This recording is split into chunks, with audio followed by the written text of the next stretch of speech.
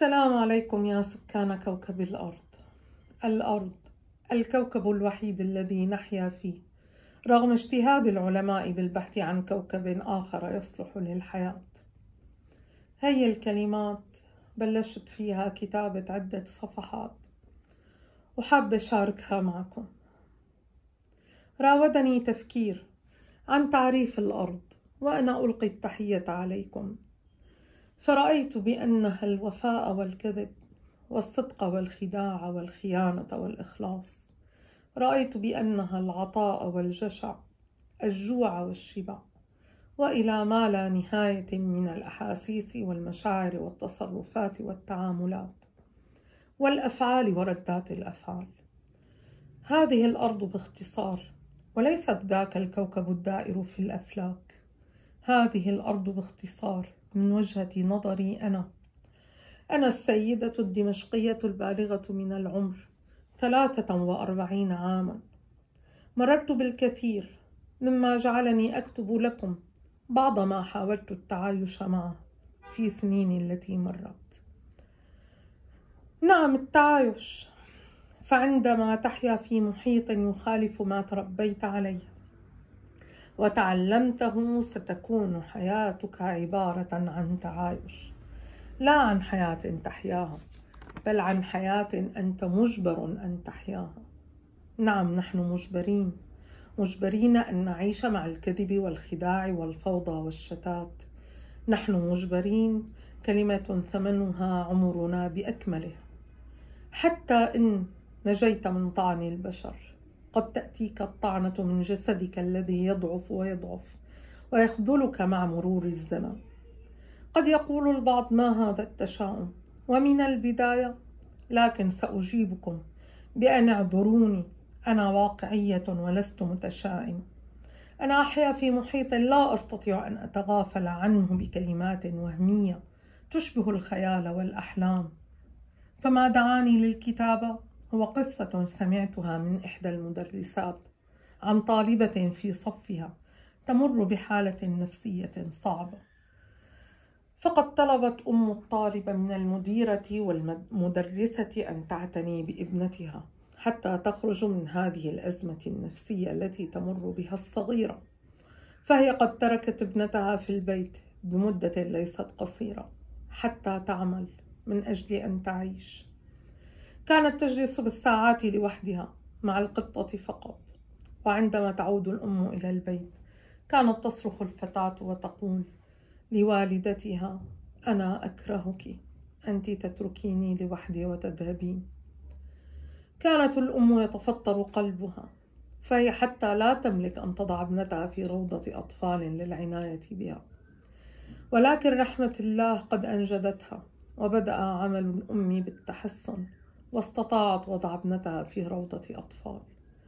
وعندما طلبت العناية بها قالت: أنا وحيدة وليس لي أحد إلا ابنتي هذه، أرجوكم عوضوها عما تسببت لها فيه من أذية من تركي لها لوحدها. وعندما سألت المديرة عن والدها صمتت الأم، وبلحظة أعلنت انفجارا دوي من الدموع والقهر. أباها تركنا ليتزوج بصديقتي التي كانت صديقتي. هنا صمتت المديرة ولم تجد ما ترد به على تلك الأم. يا إلهي، ما هذه المآسي التي نسمعها؟ صديقة تخون صديقتها. وقبل هذا، كيف للزوج أن يفعل ما فعل؟ يبدو أن هناك طفرة في الهواء السائد هذه الأيام تدعى انعدام الأخلاق، ويجب علينا التعود عليها. أحيانا أحدث نفسي: ماذا لو لم يقم أبي بتربيتي على حياة مثالية تفوق الوصف والحد؟ ماذا لو أراني شرور الدنيا كما أراني خيرها وحلاوتها؟ كم كان خفف عني الكثير والكثير من الصفعات والصدمات. وهذا ما جعلني أتعامل مع أولادي عكس ما عاملني إياه أبي، بأن أخفى عني قساوة الحياة، دائما أسعى وأحرص بأن أريهم الجانب السلبي والمؤذي من أي أمر، حرصا وحبا بهم، فأيامنا هذه أصعب بكثير من أيامك يا أبي. إن كان الخير في ذاك الزمان يعادل الشر، فالآن أصبح الخير عشر الشر. وأعود وأقول: والله ليست نظرة تشاؤمية، إنما نظرة واقعية. فأنا الآن مغتربة عن بلدي بفعل الحرب، وما رأيته في الغربة من أهل بلدي قبل أهل البلد المغتربة فيه ما رأيته يدعوني لقول ما قلته. على فكرة، أنا لم أكن هكذا أبدا. سأضرب لكم مثلا عما أعني. أسمعتم عن قصة العابد الزاهد الذي لم يغادر صومعته عندما خاطب ربه قائلا: لماذا خلقت الجنة والنار يا الله؟ فكل ما في الحياة جميل، عبادة وتقربا، وهذه هي السعادة والمنجاة والمدعاة للجنة، فلماذا هناك نار؟ فأوحى الله إلى هذا العابد الزاهد أن يذهب إلى المكان الفلاني. وفي طريق ذهابه قابله قطاع طريق، سرقوا منه زاده وراحلته، وعندما أراد إكمال الطريق وجد هناك من يريد الاعتداء على امرأة وهتك عرضها، وبعد أن أنقذها قامت باتهامه بأنه هو من أراد هتك عرضها. وبعد أن ضربوه الناس وطردوه من البلدة التي وصلها، أصبح يركض في البرار والقفار ويقول: يا الله، نار واحدة لا تكفي، أريد منك يا الله أن تجعلها نارا.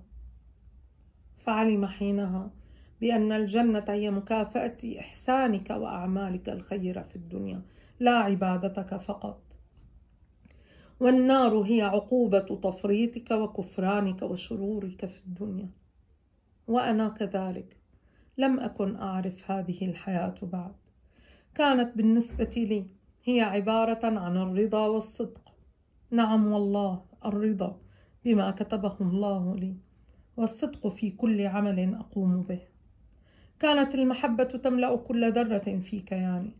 لم أعرف ما هو الكره يوما، حتى من آذاني كنت لا أدرك أنه آذاني لشدة انعدام إدراكي لمعنى الأذية في حد ذاتها.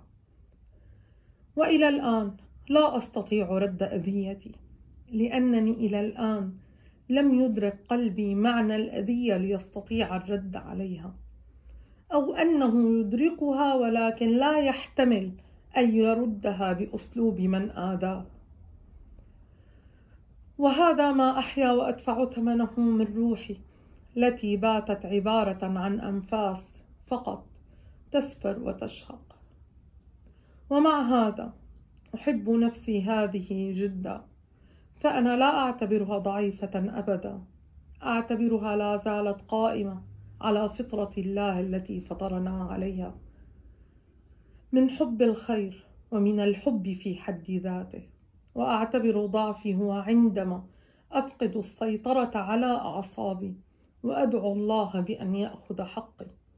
هذا ضعفي الذي أكرهه بالنسبة لي، وأكرهه بشدة لا تطيقها نفسي، حتى أشعر بأن الأرض كلها ضاقت علي وأطبقت على ضلوعي. فأنا أحيا بهذا التسامح الذي يملأني، وهذا الحب الذي يحييني. أذكر عندما بدأت صيحة الهواتف الذكية ومواقع التواصل، عندما قمت بتنزيل تطبيق الفيسبوك، أول بوست قمت بنشره هو: نحن نحيا بالحب. علني كنت قد تنبأت بما ستحمله الأيام من قساوة ومعاناة، لذلك كتبت عما سنفقده، خاصة عندما أعلنت الحرب في بلدي سوريا.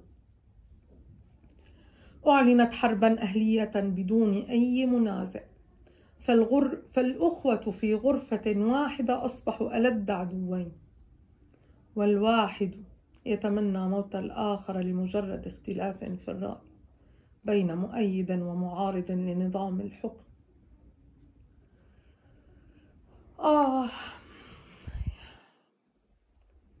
كلمات كتبتها بوجع كبير للشي اللي وصلنا له، حتى انه عم بتلعثم ببعض الكلمات على قد ما عم يكون في ضغط بأفكاري وأنا عم بقرأ،